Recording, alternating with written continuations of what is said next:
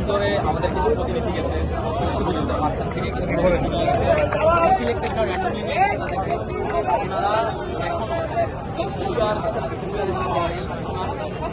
যাওয়ার পরে বাইরে পুলিশ কী করছে, আমাদের উপরে অ্যাটাক করছে। একজন দুজন পুলিশ, অনেকগুলো পুলিশ, অনেকগুলো লাঠি নিয়ে সবার উপরে। আমি ঠিক আছে,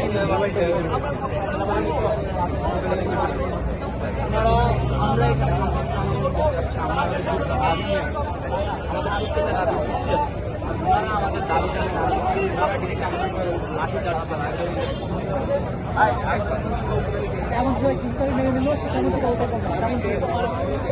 তখন তো কিছু কথা নেই, আমরা স্টুডেন্ট।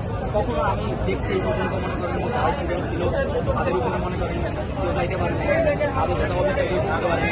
স্টুডেন্ট